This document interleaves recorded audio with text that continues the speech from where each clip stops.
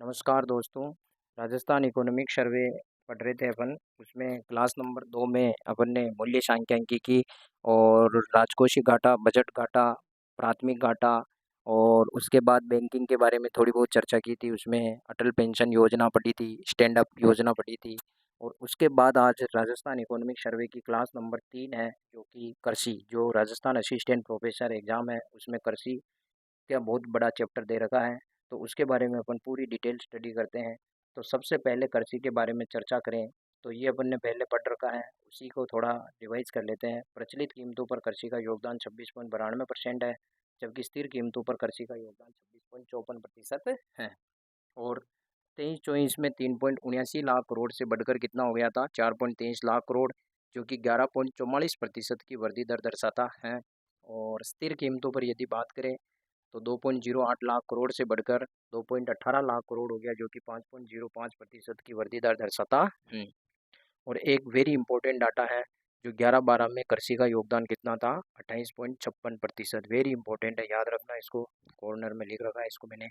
फिर स्थिर कीमतों पर ये अपने डाटा में दे रखा है, 11-12 में स्थिर कीमतों पर कितना योगदान था, 1.19 लाख करोड़, जो कि 24-25 में बढ़कर 2.18 लाख करोड़ हो गया।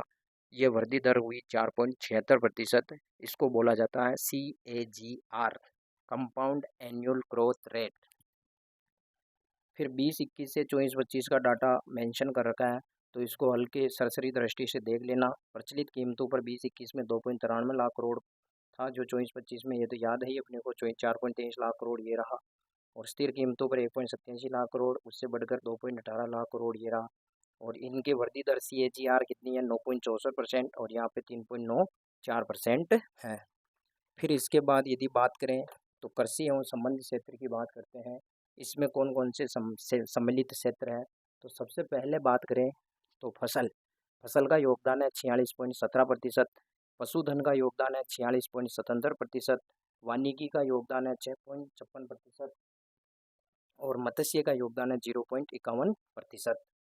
और इनकी यदि वृद्धि दर की बात करें तो फसल की वृद्धि दर 4.73%, पशुधन की 5.43%, वानिकी की 3.76%, मत्स्य की 25.89%। इन संबंध क्षेत्र में सबसे ज़्यादा योगदान किसका रहा, पशुधन का रहा। और सबसे कम योगदान किसका रहा, मत्स्य का रहा। ये एग्जाम में क्वेश्चन स्टेटमेंट के हिसाब से आता है। फिर सकल मूल्य उत्पाद, GVO, ग्रोस वैल्यू। तो इसके बारे में यदि बात करें तो एक तो खरीफ फसल होगी, एक रबी की फसल होगी। अब खरीफ की फसल में कौन कौन सा है, बाजरा, मूंगफली, मूंग है। और इधर रबी की फसल में कौन सा है, गेहूँ, राई, सरसों, चना। तो इसमें क्या हुआ, ये बाजरा जो है, इसका योगदान 23-24 में 12,175 लाख करोड़ से घटकर कितना हो गया, 9,041 लाख, सॉरी 9,041 करोड़। और फिर मूंगफली का योगदान 11,306 करोड़ से 12,762 करोड़। यहाँ पे लाख करोड़ नहीं है, ये हजार ही है।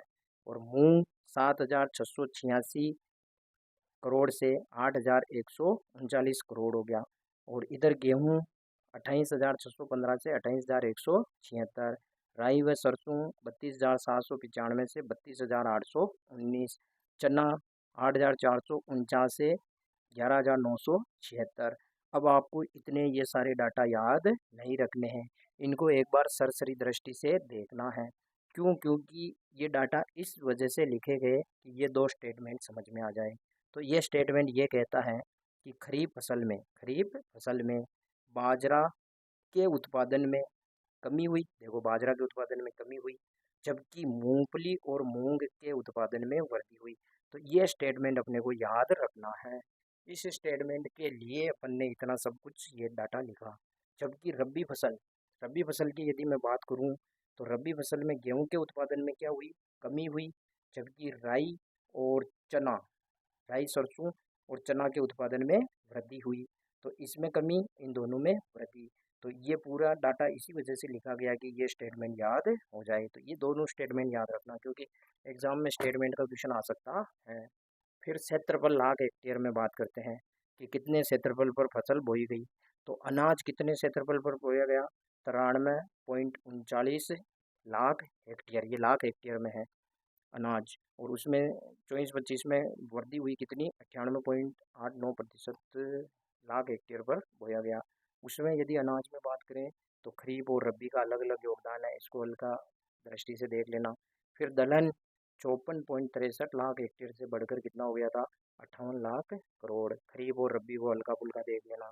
फिर खाद्यान्न 148.02 लाख करोड़ से बढ़कर कितना हो गया था, 156.89 लाख हेक्टेयर पर। खरीफ रबी का हल्का फुल्का देख लेना। अब ओवरऑल खाद्यान्न में कौन कौन सा आता है, अनाज और दलहन दोनों का योग आता है खाद्यान्न में, तो इसमें कितने परसेंट की वृद्धि हुई, 5.99% की। ये जो रेट कर रखा है बॉक्स में, इनको एकदम कंठस्थ याद कर लेना। फिर तिलहन की बात करें तो 66.46 लाख हेक्टेयर से 60.02 लाख हेक्टेयर हो गया। इसका मतलब तिलहन के जो क्षेत्रफल है उसमें क्या हुई, कमी हुई। खरीफ और रबी को केवल हल्की दृष्टि से देखना है। गन्ना 0.04 लाख हेक्टेयर से 0.06 लाख हेक्टेयर, मतलब उत्पादन में वृद्धि हुई, हेक्टेयर में वृद्धि हुई क्षेत्रफल में। कपास 10.04 लाख से 6.27 लाख हेक्टेयर हो गया, जो कि कमी दर्शाता है। तो इससे स्टेटमेंट निकालें इसमें, तो सर्वाधिक क्षेत्रफल पर क्या बोया गया, अनाज बोया गया, और वो भी कौन सा अनाज बोया गया, खरीफ बोया जाता है। खरीफ बोया जाता है कितना, 63.19 लाख हेक्टेयर में। ये वेरी इंपॉर्टेंट डाटा है, क्योंकि एग्जाम में ऐसे स्टेटमेंट के क्वेश्चन आते हैं। उसके बाद दलहन खरीफ बोया जाता है, और दलहन खरीफ कितना बोया, 37.09 लाख हेक्टेयर पर। और खाद्यान्न क्षेत्रफल में क्या हुई थी, खाद्यान्न के क्षेत्रफल में वृद्धि हुई। तिलहन के क्षेत्रफल में क्या हुई थी, कमी हुई। और रबी में भी कमी हुई। तिलहन जो है उसमें क्या हुई, रबी, ये जो रबी की फसल है उसमें भी कमी हुई। तो ये कमी कमी के ये 3 स्टेटमेंट है, याद रखना इनको। फिर इसके बाद आते हैं अपन उत्पादन पे, वो तो हेक्टेयर पर था। अब उत्पादन की यदि बात करें तो उत्पादन लाख मीट्रिक टन में बात करेंगे अपन। तो अनाज का उत्पादन की यदि बात करें तो 208.52 लाख मीट्रिक टन से बढ़कर कितना हो गया, 219.83 लाख मीट्रिक टन। उसमें खरीफ और रबी का ये योगदान है, इसको आप थोड़ा देख लेना, ये एग्जाम में कई बार पूछ लेता है उत्पादन का। और ऐसे ही दलहन है, दलहन का 33.34 लाख मीट्रिक टन से बढ़कर कितना हो गया, 47.84 लाख मीट्रिक टन। और उसमें ये खरीफ और रबी का डाटा है। इसमें परसेंटेज की वृद्धि दर भी दे रखी है, इसको भी देख लेना। फिर खाद्यान्न जो है वो 241.86 लाख मीट्रिक टन से बढ़कर कितना हो गया था, 267.67 लाख मीट्रिक टन। ये वेरी इंपॉर्टेंट डाटा, ये एकदम कंठस्थ याद होना चाहिए। और इसमें कितने परसेंट की वृद्धि हुई थी, 10.67% की वृद्धि हुई। और उसमें खरीफ और रबी, ये भी पर्टिकुलर डाटा याद कर लेना। खरीफ में 91.40 से 103.71, और रबी 150.46 से 163.96। और तिलहन की यदि मैं बात करूं तो तिलहन 101.22 लाख मीट्रिक टन से घटकर कितना हो गया, 96.17 लाख मीट्रिक टन, जो कि 4.99% की कमी दर्शाता है। वेरी इंपॉर्टेंट डाटा है। फिर खरीफ और रबी को हल्की दृष्टि से देख लेना। फिर गन्ना 3.63 लाख मीट्रिक टन से 4.40 लाख मीट्रिक टन हो गया। ऐसे ही कपास की बात करें तो 26.21 लाख मीट्रिक टन से घटकर कितना हो गया, 28.45। तो ये भी कमी हुई। तो ये कमी कमी वाले 3 डाटा है, जो स्टेटमेंट में क्वेश्चन आ सकता है। और ये कपास जो होता है घाटों में होता है, और एक घाट में 170 किलो वजन होता है, 170। और तिलहन की बात करें तो तिलहन की अपने इकोनॉमिक सर्वे में फसलें दे रखी है, कुछ और भी होती हैं इसके अलावा भी, लेकिन जो अपने इकोनॉमिक सर्वे में दे रखी तिलहन में खरीफ है, उसमें मूंगफली, तिल, सोयाबीन, अरंडी, याद कर लेना। और रबी में राई, सरसों, तारामीरा, अलसी। और फसलों के उत्पादन में राजस्थान का स्थान की बात करें तो प्रथम स्थान पर कौन कौन सी फसलें हैं, ये 5 फसलें हैं जिसमें राजस्थान पहले नंबर पर है। सबसे पहला है राई सरसों, सेकंड बाजरा, थर्ड कुल तिलहन, चौथा पोषक अनाज, पांचवा ग्वार। और ये इनका कुल उत्पादन में योगदान है। राई सरसों का 46.13%, बाजरा 44.67%, कुल तिलहन 22.78%, पोषक अनाज 15.67%, और ग्वार में 90.36% का योगदान है। ग्वार सबसे ज़्यादा राजस्थान में ही होता है। द्वितीय स्थान मूंगफली 18.76% है। तृतीय स्थान में ज्वार, चना, कुल दलहन, सोयाबीन, और उनका परसेंट योगदान दे रखा है। तो ये परसेंट योगदान याद नहीं रहे कोई बात नहीं, एक तो परसेंट योगदान ग्वार का याद रखना सबसे ज़्यादा है, और फिर दूसरे नंबर पर याद रखना सरसों का योगदान याद रखना। और बाकी ये स्थान याद रखना, प्रथम स्थान में कौन सी फसलें, द्वितीय में और तृतीय में कौन सी फसलें हैं। इसके बाद बात करते हैं मसाले। तो मसालों की यदि मैं बात करूँ तो मसालों में लाख हेक्टेयर की यदि बात करूं उत्पादन क्षेत्रफल में, तो 9.23 लाख हेक्टेयर से घटकर कितना हुआ था, 6.84 लाख। और उत्पादन की बात करूं मेट्रिक टन में, तो 9.33 से घटकर कितना उत्पादन हुआ था 23 में, 3.80।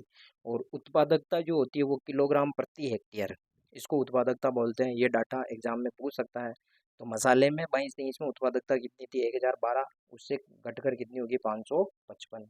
ऐसे ही उत्पादकता किलोग्राम प्रति हेक्टेयर में अपन जो पीछे डाटा पढ़े उन सब की देख लेते हैं।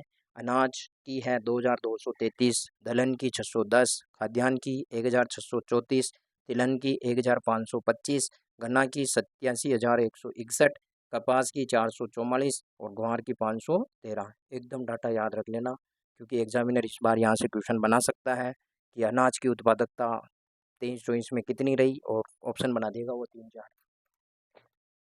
फिर बात करते हैं राजस्थान में कृषि जलवायु क्षेत्र। तो 10 क्षेत्र हैं राजस्थान में। कुल कितने क्षेत्र हैं, 10। और ये 41 जिलों के हिसाब से इकोनॉमिक सर्वे में पूरा मेंशन कर रखा है। तो ये पूरे क्षेत्र याद रखना है। अब इसमें केवल क्षेत्र याद रखना है और उनके सम्मिलित जिले याद रखने हैं। बाकी ये मुख्य फसल, खरीफ, रबी, इनको तो एक बार सरसरी दृष्टि से देख लेना है। तो 10 क्षेत्र हैं और भारत में कुल 15 क्षेत्र हैं, उसमें से राजस्थान में 8वें और 14वें नंबर का क्षेत्र है। और अब यदि मैं बात करूं, पहला क्षेत्र है शुष्क पश्चिमी मैदानी क्षेत्र, इसे बोला जाता है फर्स्ट ए। इसमें जिले कौन कौन से हैं, जोधपुर, फलोदी, बाड़मेर, बालोतरा, पश्चिमी राजस्थान के जिले हैं। तो इसको मैंने इसी हिसाब से लिखा, जैसे जोधपुर से फलोदी अलग होकर बना था, बाड़मेर से बालोतरा अलग होकर बना, तो उसके साथ में लिख दिया, तो याद रहने में सहूलियत रहेगी। फिर सेकंड नंबर का है उत्तर पश्चिमी सिंचित मैदानी क्षेत्र, इसे बोला जाता है फर्स्ट बी। इसमें गंगानगर, हनुमानगढ़ है उत्तरी दिशा के। फिर तीसरे नंबर पे अति शुष्क आंशिक सिंचित पश्चिमी मैदानी क्षेत्र, इसे बोला जाता है फर्स्ट सी। और इसमें जिले हैं बीकानेर, जैसलमेर और चूरू आंशिक। और चूरू आंशिक में पर्टिकुलर मेंशन करके दे रखा है उसमें सर्वे में, रतनगढ़, सरदार शहर, बिदासर, सुजानगढ़ तहसील। तो ये वेरी इंपॉर्टेंट डाटा हो गया उस हिसाब से, क्योंकि पहले कभी तहसील नहीं देते थे, इस बार तहसील दी, तो यहाँ से एग्जामिनर क्वेश्चन पुटअप कर सकता है।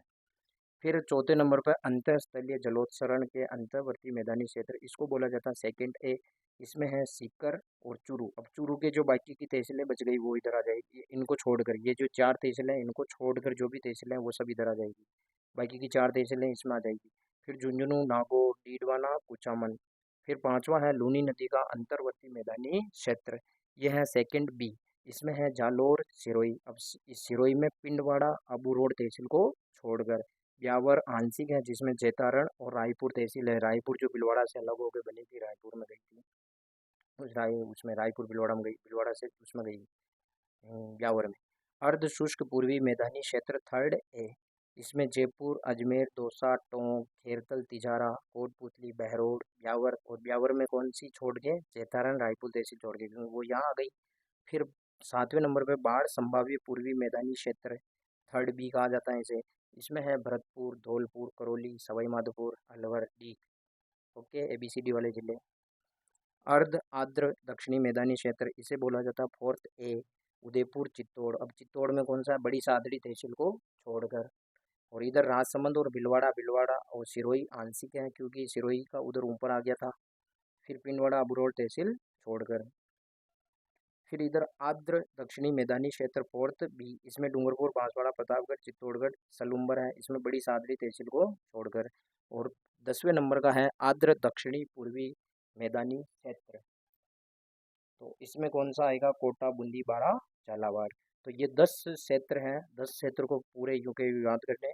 उसमें से 1 नंबर के हैं A3, A, B, C, और 2 नंबर के हैं 2, सेकंड है सेकंड बी, और 3 नंबर के हैं 2, थर्ड ए थर्ड बी, और फोर्थ नंबर के भी 2, फोर्थ ए फोर्थ बी, और फिफ्थ नंबर का। तो कुल 5, 1 2 3 4 5 हो गया, उसमें ABC हो गया। तो ऐसे पूरा ये याद करना। इसके बाद आता है भू उपयोग। तो राज्य की कुल रिपोर्ट की गई भूमि 23-24 में कितनी है, 342.74 लाख हेक्टेयर रही। वेरी इंपॉर्टेंट है। अब ये सारे डाटा 9 के 9 याद नहीं करने हैं, स्टार्टिंग के 5 याद करने हैं और लास्ट का याद करना है।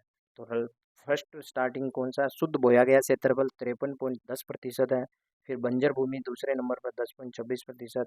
तीसरे नंबर पर वानिकी 8.13%। चौथे नंबर पर उत्सर्ग कृषि अयोग्य भूमि 6.89%। और 5वें नंबर पर है कृषि के अतिरिक्त अन्य उपयोगी भूमि, जो कि कितने परसेंट है, 5.93%। और भू उपयोग में लास्ट है 9वें नंबर का वर्षों के झुंड तथा भाग कितना, 0.11%। तो स्टार्टिंग के 5 और लास्ट का 9वें नंबर का ये डाटा याद कर लेना। ये भू उपयोग है, ये डाटा वेरी इंपॉर्टेंट है, 342.74 लाख हेक्टेयर। अब इसके बाद बात करते हैं कृषिगत जोतें। कृषिगत जोतें जो कि कृषिगत गणना कब से है, 1970-71 से प्रत्येक 5 वर्ष के बाद की जाती है और कृषि सहकारिता किसान कल्याण विभाग द्वारा जारी की जाती है। अब इसमें कितनी, 5 भागों में विभाजित किया गया, कितने भागों में, 5 भागों में। और उसमें पहला भाग है सीमांत जोत, जो 1 हेक्टेयर से कम कृषि भूमि होती है उसे कहते हैं। और जो लघु जोत होती है वो 1 से 2 के बीच में होती है। अर्ध मध्यम जोत 2 से 4 हेक्टेयर के मध्य है, और मध्यम जोत 4 हेक्टेयर से 10 हेक्टेयर के मध्य। और बड़े जोत जो होते हैं वो 10 हेक्टेयर से अधिक। और उनमें यदि इसका योगदान की बात करें तो सीमांत जोत का योगदान 40.12% का योगदान है, और लघु जोत का योगदान 21.90%, अर्ध मध्यम जोत का योगदान 18.50%, मध्यम जोत का योगदान 14.79%, और बड़े जोत का योगदान कितना है, 4.69%। वेरी वेरी इंपॉर्टेंट है। और ये जो कृषि गणना है ये 15-16 की है, 15-16 की चल रही है, हर 5 साल में होती है। तो उस हिसाब से 20-21 में हो जानी चाहिए थी, लेकिन अभी नहीं हुई। तो ये वही डाटा चल रहे हैं, वही एग्जाम में पूछे जाएंगे। तो अब जोतों की संख्या है, ये 3 जीरो और लगाना है इसमें। तो पुरुष की कितनी हो गई, इसको शॉर्ट में याद करने के लिए ये पॉइंट लगा के भी कर सकते हो। बाकी पुरुष की हो गई 63.29 लाख से 68.67 लाख, महिला 5.46 लाख से 7.75 लाख, और संस्थागत 0.13 लाख से 0.14 लाख। और इनकी वृद्धि कितनी होगी जोतों की संख्या में, पुरुष की वृद्धि प्रतिशत कितना हो गया, 8.48%, महिला का 41.94%, और संस्थागत का 7.69%। और इनका योग करें तो 68.88 लाख से बढ़कर 76.55 लाख हो गई, जो कि 11.44% की वृद्धि दर दर्शाती है। वेरी वेरी इंपॉर्टेंट डाटा ये। फिर जोतों का क्षेत्रफल की बात करें तो 196.97 से कितना हो गया था, 191.08, कितने परसेंट की कमी दर्शाता है ये, 2.99%। इधर 13.30 लाख से 16.55 लाख, जो कि कितने परसेंट की कमी दर्शाता है, सॉरी वृद्धि दर्शाता है, 24.44% की। इधर 109 से कितना हो गया, 110, 0.92% की वृद्धि। इन सबको जोड़ेंगे तो ये 211.36 लाख से कितनी हो गई, 208.73 लाख, जो कि 1.24% की कमी दर को दर्शाता है। वेरी इंपॉर्टेंट डाटा है ये।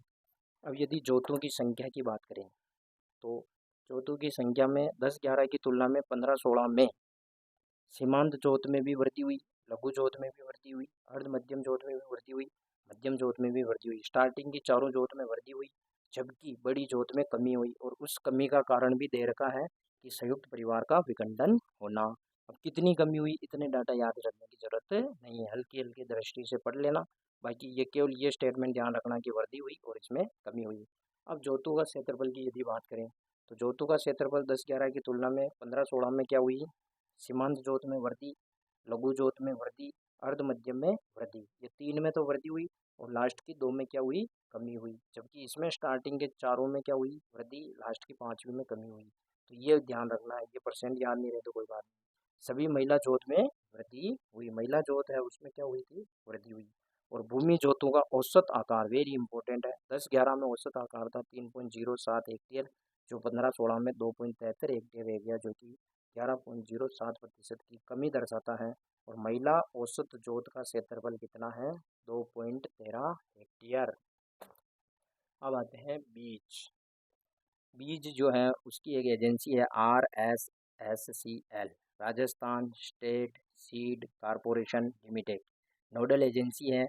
किसकी, ये गुणवत्ता युक्त बीजों का उत्पादन, खरीद, प्रसंस्करण, आपूर्ति हेतु। बीज प्रसंस्करण इकाई राजस्थान में कितनी है, 22। प्रसंस्करण क्षमता कितनी है, 12.58 लाख क्विंटल प्रति वर्ष, और भंडारण क्षमता कितनी है, 10.21 लाख क्विंटल। एक है RSSOCA, राजस्थान राज्य बीज एवं जैविक उत्पादन प्रमाणन एजेंसी। ये क्या काम करती है, टिकाऊ कृषि को बढ़ावा देती है, किसानों का समर्थन करती है, फसल उत्पादकता सुधारने में काम करती है, और बाजार तक पहुंच को सुगम बनाती है। 2024 में यदि बीज उपलब्धता की बात करें तो खरीफ की थी 11.85, उसमें से बीज वितरण कितना किया गया था, 8.23 लाख क्विंटल। रबी की उपलब्धता 20.77 लाख क्विंटल थी, जो वितरण कितना किया, 11.66 लाख। तो दोनों को जोड़ के 32.62 लाख क्विंटल उपलब्धता थी, उसमें से 19.89 लाख क्विंटल बीज को वितरण किया गया। 24-25 में 19.89 लाख क्विंटल बीज वितरित किए गए। फिर वेरी इंपॉर्टेंट योजनाएं आ गई कृषि से संबंधित, डाटा से सब अपन ने कर लिया। तो अब योजनाओं में सबसे पहले है मुख्यमंत्री बीज स्वावलंबन योजना। ये कब प्रारंभ हुई थी, 2017-18 में आरंभ हुई थी। आरंभ में 3 जिले थे, कोटा, उदयपुर, भीलवाड़ा। और वर्तमान में सभी 10 कृषि जलवायु क्षेत्र उनमें चल रही हैं। 10 कृषि जलवायु क्षेत्र मतलब 41 ही जिले हो गए। उद्देश्य किसानों द्वारा स्वयं के उपयोग हेतु उनके स्वयं के खेतों पर उन्नत बीज उत्पादन किया जाना था। और इस योजना में 9 फसलें हैं। कितनी, 9। वेरी इंपॉर्टेंट, एग्जाम में पूछ सकता है कि मुख्यमंत्री बीज स्वावलंबन योजना में कौन सी फसल शामिल नहीं है। तो ये 9 तो शामिल है, बाकी की नहीं होगी। सोयाबीन, चना, ज्वार, सरसों, गेहूँ, जौ, मूंग, मोठ, उड़द। कोई ट्रिक बना के याद कर लेना, 9 की 9। और 10 वर्षों तक की उन्नत किस्म का बीज उत्पादन किया जाता है, 10 वर्ष तक। और खरीफ फसल कितनी, 19,836 क्विंटल बीज का वितरण किया। रबी फसल 47,160 क्विंटल लक्ष्य था, उसके विरुद्ध में 42,000 क्विंटल बीज ही वितरित किया गया। और नई किस्म के कुल 31.59 लाख बीज मिनी किट महिला किसानों को निःशुल्क वितरित किया। एग्जाम में क्वेश्चन पूछ सकता है कि मिनी किट महिला किसानों को कितने उपलब्ध करवाए, तो 31.59 लाख। इसके बाद नेक्स्ट आता है उर्वरक और मृदा स्वास्थ्य। ये केवल ऐसे ही ध्यान रख लेना, इसको रटने की जरूरत नहीं है। ये इंपॉर्टेंट योजना वापस, गोवर्धन जैविक उर्वरक योजना। उद्देश्य क्या है, पशु अपशिष्ट का उपयोग करके जैविक खाद का उत्पादन। प्रत्येक ब्लॉक में 50 किसानों को 10,000 रुपये तक की वित्तीय सहायता। इंपॉर्टेंट है, कितने किसानों को और कितने रुपए की सहायता पूछ सकता है एग्जाम में। और राज किसान पोर्टल पर 28,638 ऑनलाइन आवेदन प्राप्त हुए। फिर आते हैं कृषि क्लिनिक, मृदा परीक्षण, फसलों की जानकारी, कीट रोग उपचार, विशेषज्ञ सेवा। सभी जिला मुख्यालयों पर एग्री क्लिनिक स्थापित किए जा रहे हैं। और 24-25 में कितने खोले, 20। और 25-26 में कितने का टारगेट है, बजट में 13 प्रस्तावित है। एग्जाम में पूछ सकता है कितने का टारगेट है, तो 13। और 21 करोड़ राशि उपलब्ध करवाई गई। अगली योजना है नमो ड्रोन दीदी योजना। ड्रोन तकनीक के माध्यम से नैनो यूरिया एवं कीटनाशकों के छिड़काव से उर्वरकों एवं कीटनाशकों का सटीक और प्रभावी उपयोग सुनिश्चित होगा। इस योजना के तहत 1,000 महिला स्वयं सहायता समूह को ड्रोन एवं सहायक उपकरणों की खरीद के लिए वित्तीय सहायता, क्षमता निर्माण, सतत सहयोग प्रदान किया जाएगा। 18.02 करोड़ स्वीकृत किए गए, ये याद करने की जरूरत नहीं। सहकारी किसान कल्याण योजना, केंद्रीय सहकारी बैंक किसानों की कृषि ऋण, फसली ऋण की पूर्ति हेतु अधिकतम 10 लाख तक का ऋण देता है। और कितना वितरित किया गया, दिसंबर 24 तक 92.99 करोड़ रुपए वितरित। कृषि उपज गिरवी ऋण योजना, वेरी इंपॉर्टेंट योजना है। कृषि को कृषि उपज गिरवी रखने पर 3% की दर से ऋण उपलब्ध कराया जाता है। तो कितने परसेंट की दर, ये स्टेटमेंट में क्वेश्चन बना के आ सकता है, तो 3% की। और कितने को लोन दिया गया, 68 कृषकों को 198.95 लाख का ऋण वितरित किया जा चुका है। फिर आते हैं कृषि अवसंरचना निधि, AIF, एग्रीकल्चर इंफ्रास्ट्रक्चर फंड। इसमें केंद्रीय वित्त मंत्री द्वारा 15 मई 2020 को घोषणा हुई थी। ये 1 लाख करोड़ की निधि है। इसमें 2 करोड़ की सीमा तक के सभी ऋणों पर 3% प्रति वर्ष की दर से ब्याज सहायता दी जाती है। AIF को मल्टी सर्विस सेंटर MSC योजना के रूप में पैक्स के साथ भी जोड़ा गया, इसको याद नहीं करना। प्रधानमंत्री फसल बीमा योजना 12 जनवरी 2016 से चल रही है। खाद्यान्न फसलें, अनाज, बाजरा, दालें, तिलहन, वाणिज्यिक बागवानी फसलें इनमें शामिल है। प्रीमियम खरीफ फसल पर कितना, 2%, वेरी इंपॉर्टेंट। रबी पर 1.5% और वाणिज्यिक बागवानी पर 5% का प्रीमियम लगता है। फिर आती है योजना, नेक्स्ट योजना मुख्यमंत्री किसान सम्मान निधि योजना। प्रधानमंत्री किसान सम्मान निधि योजना के तहत लाभ प्राप्त करने वाले किसानों को प्रतिवर्ष 2,000 की अतिरिक्त वित्तीय सहायता प्रदान करती है। और वार्षिक प्रावधान कितना किया गया, 1,400 करोड़। लघु सीमांत वृद्ध किसानों के लिए समान पेंशन योजना, 55 वर्ष या अधिक आयु की महिला, 58 वर्ष या उससे अधिक आयु का पुरुष, तो उसको 1,150 रुपये प्रतिमाह दिया जा रहा है। और राजस्थान कृषक समर्थन योजना, राज्य सरकार द्वारा न्यूनतम समर्थन मूल्य पर प्रति क्विंटल कितने रुपए की छूट, बोनस दिया जा रहा है, 125 रुपये का। और कितने का भुगतान किया जा चुका है, 150.67 करोड़ का बोनस भुगतान।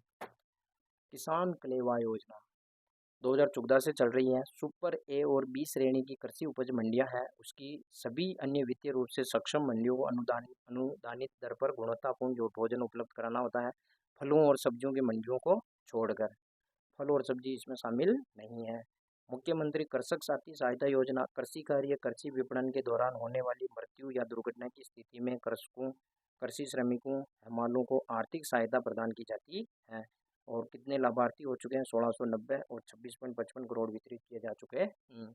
कृषि शिक्षा में बालिकाओं को प्रोत्साहन पूछ सकता है एग्जाम में कि 10+2 में कितने हज़ार के 15,000 रुपये प्रति वर्ष बालिका को दिए जाते हैं। बीएससी एमएससी करती है तो उसको 25,000 रुपये प्रति वर्ष प्रति बालिका, और पीएचडी में 40,000 रुपये दिए जाते हैं। इस डाटा को याद नहीं करना है।